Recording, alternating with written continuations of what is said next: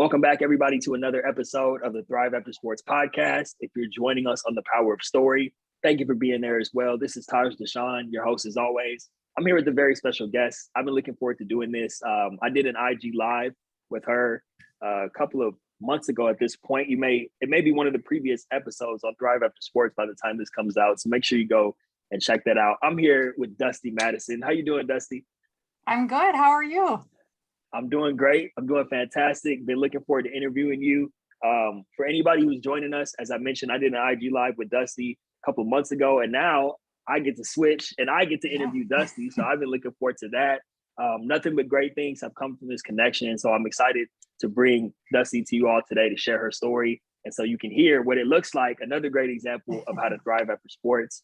For those of you who aren't familiar with Dusty, Dusty is a former rower at the University of Wisconsin, as well as a former rowing coach at Wisconsin. And she is now an online business manager for entrepreneurs. So we're going to dive in, talk a little bit about Dusty's transition from playing to coaching to now being an entrepreneur and what that looks like.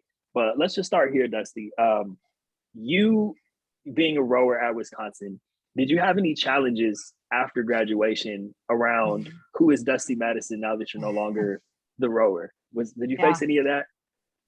Well, first off, thanks for having me. It's fun to be here with you and being on the other side. So I was fortunate enough, I would say, probably, I don't know if not everyone has the same opportunities, but I got into coaching pretty much right away. I took 4.5 years to complete my degree. And during that year after, my eligibility was done, I stuck around the boathouse and volunteered for a year so there's freshman team and then there's a varsity team with rowing because so many kids walk on with no experience. So they need a year to get up to speed and then, be in boats with more skilled athletes.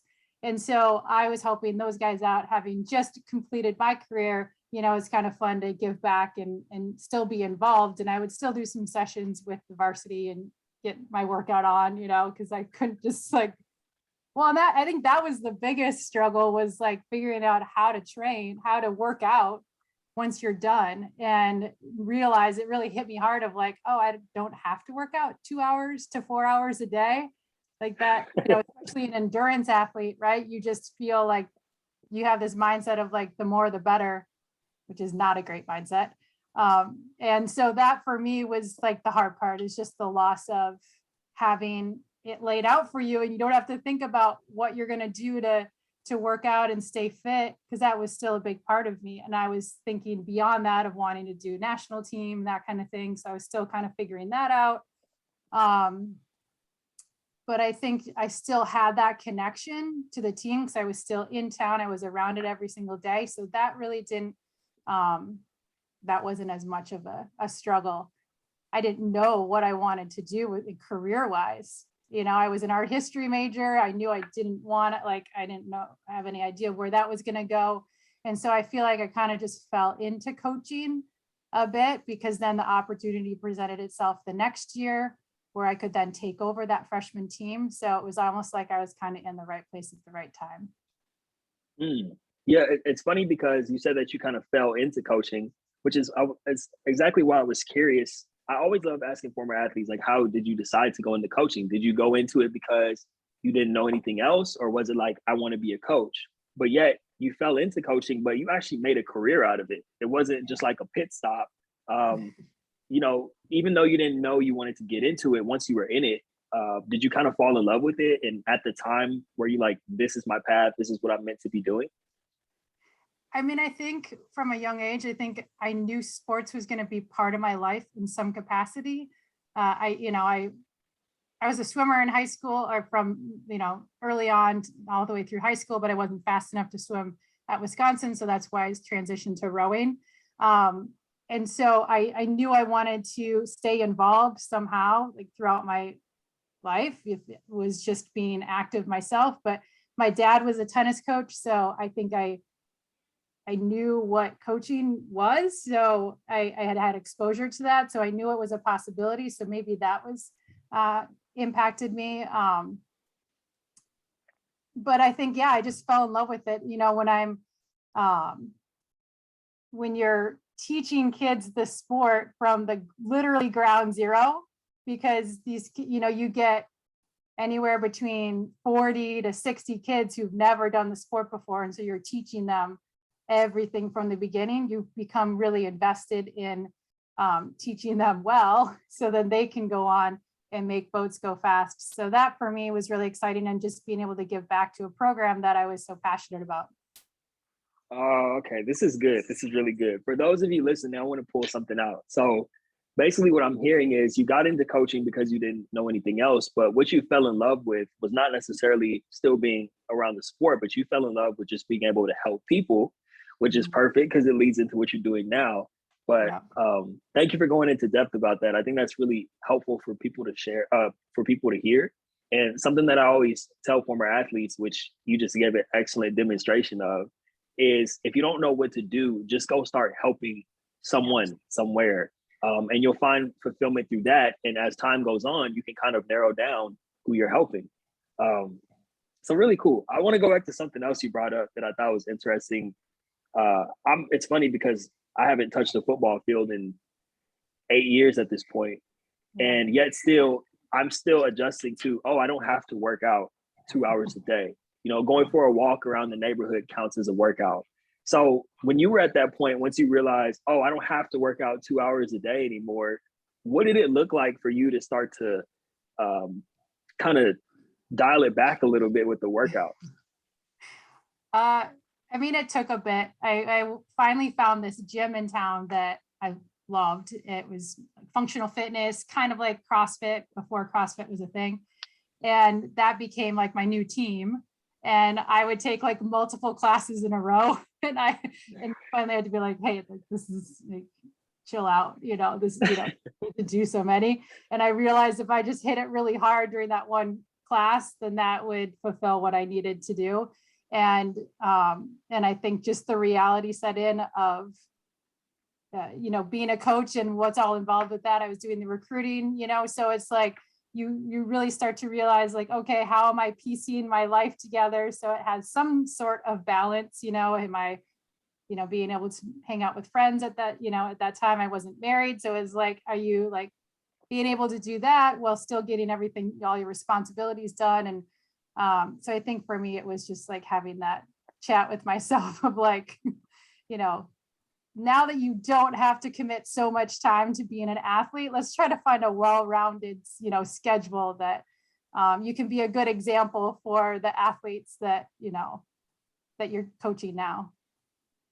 Oh, that's great. I wanted to ask you too, with you, that's funny that you use it as an example, by the way. I love that you were still keeping yourself as a role model in mind the whole time, almost like other people are going to be looking at me. You don't want to have them kind of follow your footsteps with the obsessive workouts. And that's really thoughtful of you to keep them in mind. Are there any other, because I definitely want to dive into what you're doing now and let people know a little bit more about that, but are there any other challenges that you faced during your transition, or maybe anything that you would share with former athletes who may be listening in right now, just about some of the challenges of the transition? I think, just confidence. And, as an example, like my brother, who's 6 years older than me, or almost 6 years older, knew from a very young age he wanted to be an engineer, went to a very, prestigious school to, pursue that. And like, he just knew and is continuing to do that now. And I just never felt like I could kind of like put my finger on why exactly I wasn't able to kind of find my thing early on.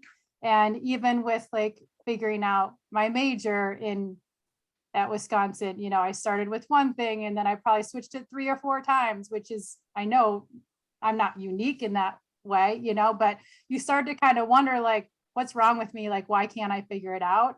And I just like hadn't, I think, matured into myself yet and really found like, oh yeah, coaching actually was my thing. And it really was about helping people, not, and I think once I figured that out, that kind of gave me that confidence of like, no, you're in the right place. I wish I had had a little bit more mentorship or guidance, starting out with coaching. I feel like so many young coaches just, again, fall into it unless they know, like, okay, they're going to go from whatever, they're going to be in kinesiology and then they're going to go on to get a master's in whatever, sports management or whatever it might be. But I just didn't take that route. And so I think for me, just like reminding myself, no, you've put in a lot of reps, you know what you're doing, and you can learn as you go. That got me over the hump. Wow, that's so key. And thank you for sharing that, Dusty. Just bringing it back to the confidence and restoring that confidence that you had lost, which, like you said, so many athletes go through it.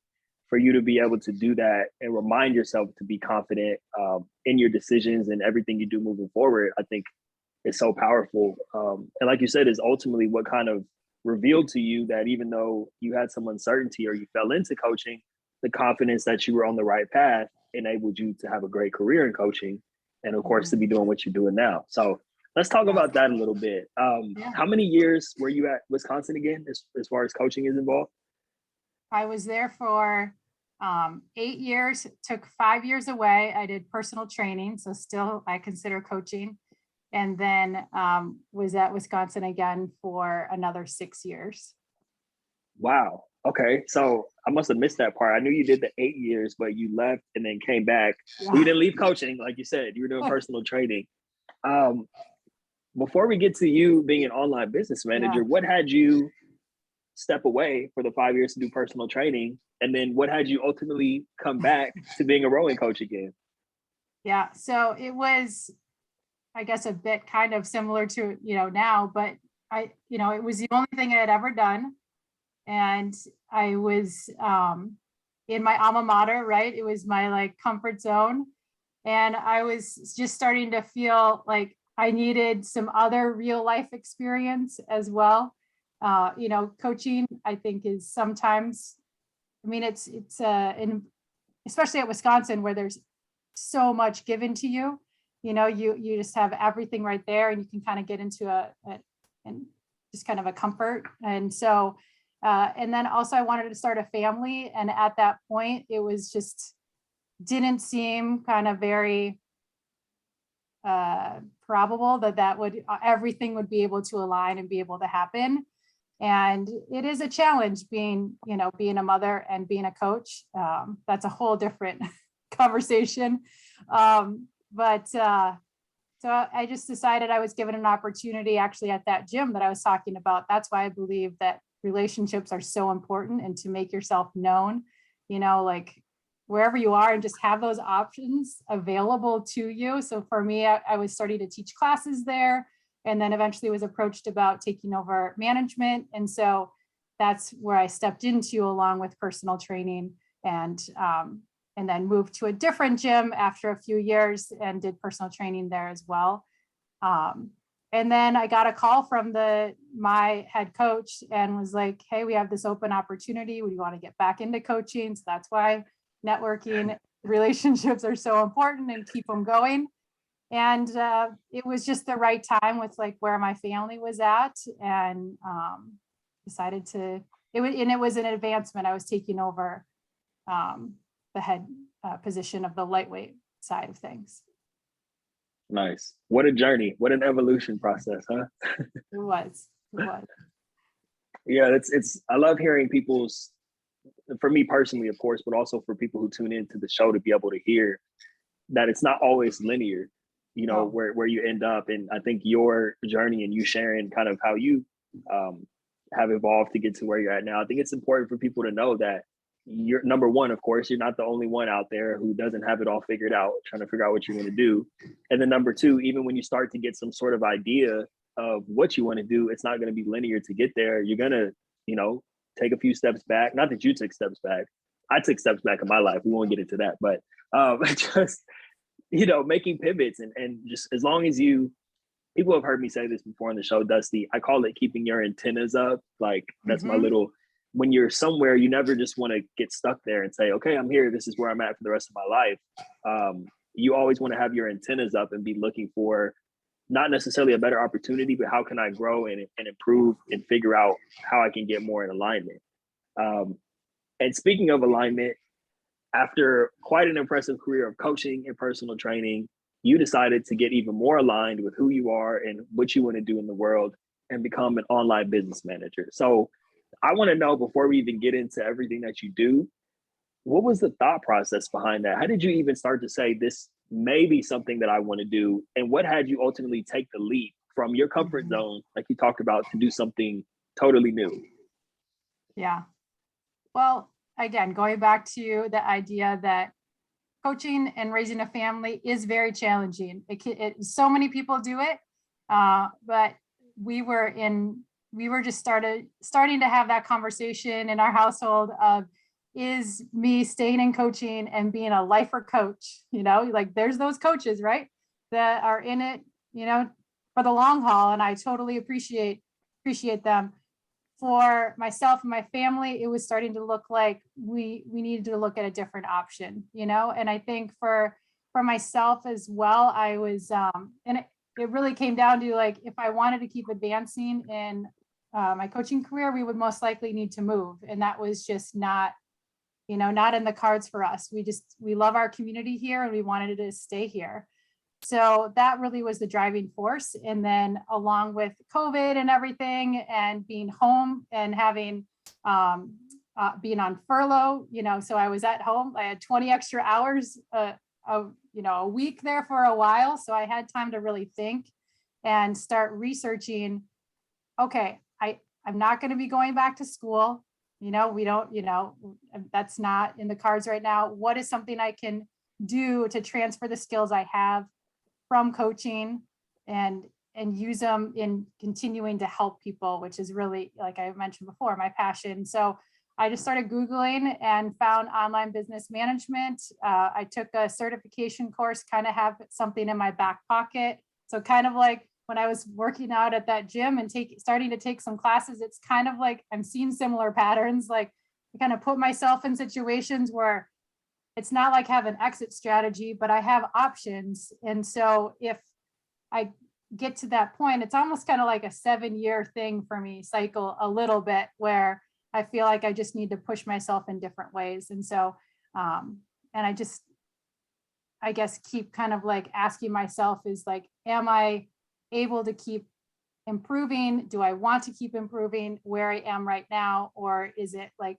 going to look like something totally different? So I don't know if that answered your question. No, it answers the question 100%. And it actually made me think of something really cool, because it's what you're saying is you were looking for a way to give yourself options, like you said. And in a sense, what you do, which we'll get into in just a second, you're giving other people options in their lives so they can grow their business, and then they can, I think that's really cool. And it relates a lot to what I do as well. I had trouble trying to figure out what I wanted to do. Me starting Thrive After Sports gave me more options. And now I'm helping athletes, giving them more options and control over their lives. So I just think it's really cool. And I'm glad you shared that. And the fact that you really related it to, because some people might look at it and say, oh, you don't have any experience. I'm not saying I think that at all. I'm saying, but the fact that you have been able to say, no, these are things that I've taken from athletics. And I know that when you're a coach, you wear many different hats. It's not just the players and managing different personalities. It's the team itself and the coaching staff. So what are some things that you've seen, I guess, just kind of what are some of the similarities between coaching or personal training and what you do as an online business manager? It's all about leadership. I mean, it really comes down to that. And leading the client, and, because just like with an athlete, athletes will come to you and be like, well, this isn't working, or, I should be doing this, or I should be doing that, or I don't understand why I'm so stressed out, when they are like in one of the hardest majors and they're trying to be in 3 clubs and they're trying to volunteer. And it's like, okay, take a breath.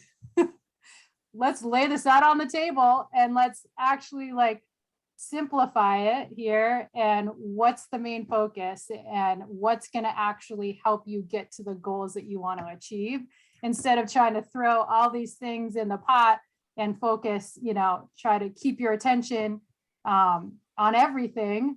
Let's narrow it down. Let's find those 1 to 3 things, that are actually going to keep moving you forward. And so I think that's what I really that's what I always enjoyed. And when I was finishing out my career coaching, I loved the leadership side. That was firing me up the most in terms of and I also had just an amazing senior class to work with that were just I could be hey, go talk to this person. They need your help. And they did it, and they did it perfectly. And so I think just really now I feel that segued really well into what I do now, because so many of these business owners have these amazing ideas and they just keep generating and generating these ideas. And it's how can I then be the container for them so we can not, never, pay attention to those ideas, but okay, how can we take one, let's really focus on that. And then now let's put that attention on a different idea. And then also just be able to create space for them where that they can, focus on the things that are going to move their business forward, that are going to make the money, right? Instead of all those little tasks that just eat up your time. I love how you referred to yourself or what you do as a container. I think that's really cool. And like you said, not in the sense that you're trying to constrict, but you're just helping focus and lock in. And it's so necessary. I don't know I heard you on Dr. Sarah's podcast, Sarah Lepe. Yeah. Shout out to Dr. Sarah Lepe, the Rebranded Athlete podcast. Phenomenal episode. Go check out Dusty on that podcast. But one of the things that Sarah was even talking about, and her and I are closely connected, both in the transition space and in the publishing space as well. We're both looking to hire going into 2022. And what you do is so spot on with what both Sarah and I are needing. We have this vision and all these different hats we wear. We need someone to come in and streamline. And so, who do you work with? Let's start with that, because I know it's not just athletes. Who do you actually help as an online business manager? Well, in my Instagram bio, I say courageous CEOs. So what I mean by that is I really can work with any, business that's, a solopreneur to, someone who maybe has a couple employees. But I really just want to work with someone who's looking, has that big vision, who wants to play big, but just needs someone in there to help them do that. Right. And, help, like you just said, you have all those ideas and okay, how can we contain them and keep that focus moving forward? So, I have so many interests. I love art. As you can see, I got my huge art wall behind me. I love art. I love the creative side. I love, so I really just kind of love working with anyone who's passionate and wants to play big. Something I wanted to talk about also, I know that I love that, by the way, people who want to play big, which covers a lot of entrepreneurs. So you're not limited in who you can work with. But I know that a lot of athletes listen to this show, which means there may be some people reaching out who are both current or former athletes. And I think the timing, I think you and I spoke about this the first time we connected.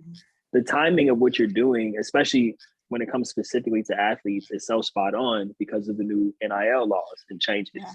So you can help a current athlete with their brand or with their business and help them take it to the next level. And I think that's awesome.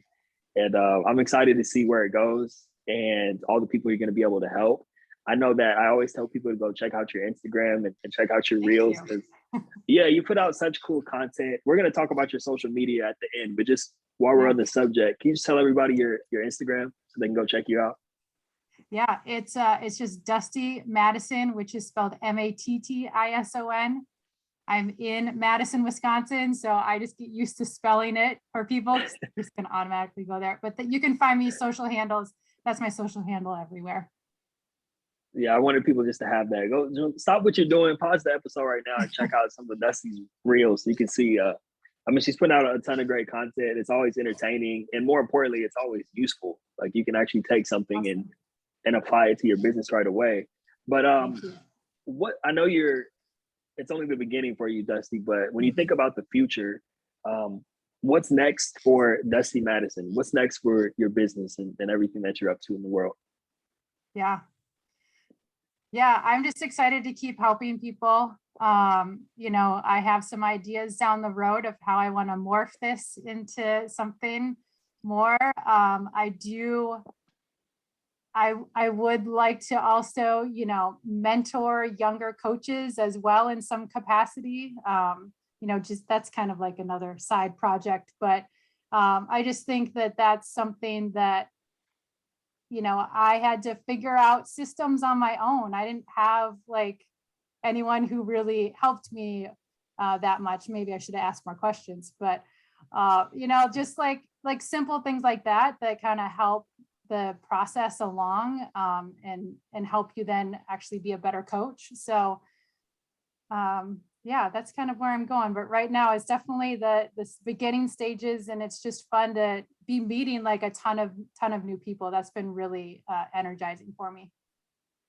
Yeah, that must be really exciting. And what advice can you give to someone who maybe they're on the fence? And I know you've put out a ton of content about this too. Maybe someone who's like, I think I might want to start a business. I'm not really sure, or I have this idea. I just don't know where to begin or how to execute it, or if I can even be successful with that idea. What words of, encouragement or advice or wisdom can you share with people who may be having those kind of thoughts? Yeah, I mean, I guess I'm a research person, so I just, it's like I do my research and then I jump quickly. So it's like if I have a gut feeling of like, okay, I've, done my research, I've thought about like, is this the right thing for where I want to go and my family? I mean, maybe you don't have a family, but for someone who does, and then I would say just go for it. And you are going to figure things out on the way. I mean, you're not going to have everything figured out right from the get-go. But I think being an athlete too,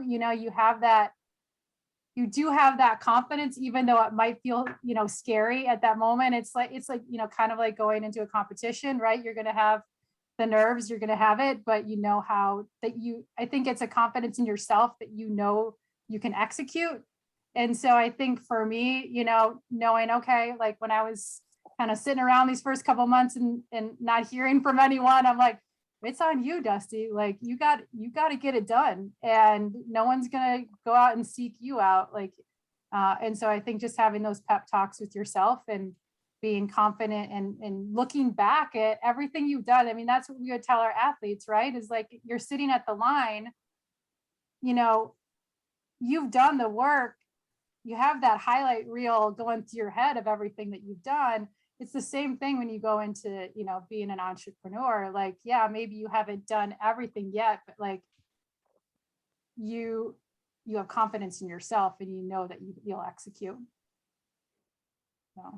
So good, Dusty. A couple of things I like about, no, that you answered it perfectly. And every time you answer the question, you always make me think of something else that's like, and this is why I love doing this podcast, because I get to talk to smart people and great people. And like, yeah, I'm doing it for the listeners, but also I get stuff out of this because I go back and watch every episode. So I just want to, it may sound simple. If you listen to this, just run it back and listen to this again or write this down, because Dusty said, do your research and act quickly. Okay. Sounds like a simple statement, right? But most people, they either do one or the other. They don't do both. I've even been guilty of this in the past. I've been guilty of doing too much research and not taking any action. And then it becomes paralysis by analysis. And I've also been guilty of acting quickly without doing any research and finding myself in hot water. And I could have just saved myself the trouble if I would have done the research. So those two things that Dusty said, do your research and act quickly. That's huge. That's like the recipe for success. And then the other thing that you said, it's on you. Okay. Like no one's going to do it. You're like, no one's going to do it for me. That's something I like to share with people too. This doesn't mean that people aren't going to be willing to help you and give you guidance, encouragement, and support. But ultimately, whatever visions are placed on your heart or on your mind, you have to be the one to act and execute on those. You probably heard this before, Dusty. I like to use the analogy of like when people run out of gas and they stand on the road with their thumb up, waiting for someone to help them versus when you're pushing the car. people are more likely to help you if they see you pushing your car towards the gas station. So I like that. I like that. Well, Well, and I think it's just important too, as as a former athlete, like you did have so many people helping you and wanting to be there for you. And I mean, it's a different environment, right? When you're like at home trying to get this thing going on your own, like if you have questions, like you got to reach out and do it. I mean, I guess that's what I would tell my athletes, right? Is like, especially at a school like Wisconsin, that's this big school, like you got to go out and ask for the help that you need in a class or for tutoring, or, someone's going to, they may like send you an email to remind you like, hey, like this class isn't going so well, but like you have to be the one to actually go and do the work. And so I think that was one big thing that I took with me from being an athlete, is like, it's on you, like get it done. mm-hmm.